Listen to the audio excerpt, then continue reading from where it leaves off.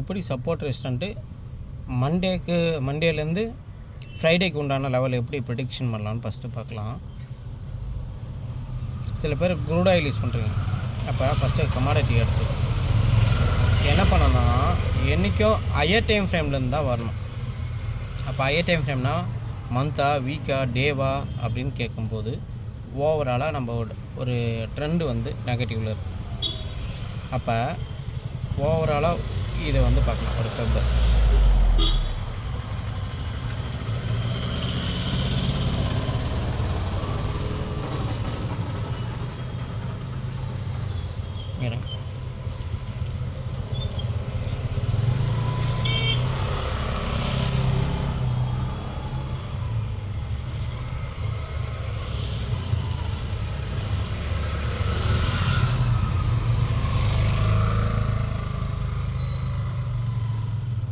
இப்போ இதனுடைய லெவல்லேருந்து சும்மா ஒரு ப்ரொடிக்ஷன். இப்போ ஓவராலாக 2008லேருந்து இதனுடைய லெவல் வந்து பார்த்திங்கன்னா என்ன மாதிரி இம்பேக்ட் ஆகிருக்கும். இதை ஒரு ட்ரெண்ட் லைனை வந்து ட்ரா பண்ணுறாங்கன்னா சில பேர் ட்ரெண்ட் லைனை பேஸ் பண்ணுவாங்க. அப்போ ட்ரெண்ட் லைனை ட்ரா பண்ணால் ஆல்மோஸ்ட்டு இந்த body to body, wick to விக், அப்போ ஃபர்தராக இது கீழே வரைக்கும் வந்து ஒரு சப்போர்ட் வரதுக்கு உண்டான பாசிபிள் இருக்குதா இல்லையான்னு சொல்லிட்டு பார்க்கலாம். இது வந்து பார்த்திங்கன்னா பொசிஷன். இது வந்து ஓவராலாக இயர்னுடைய லெவலில் பார்க்கணும்.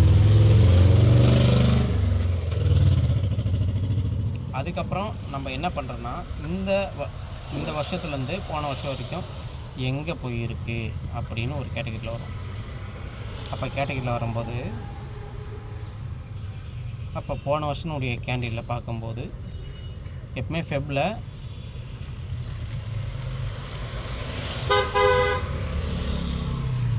ஜீரோலேருந்து வந்துச்சுன்னா ஃபஸ்ட்டு ஒரு சப்போர்ட் பாயிண்ட்டு, இதை ரீடெஸ்ட் பண்ணிவிட்டு திருப்பி அகெயின் இதுக்குள்ளே கன்சாலிடேட் ஆகும்போது ட்ரேடை நம்ம அவாய்ட் பண்ணிடணும். எல்லாத்துக்குமே பொருந்தும்.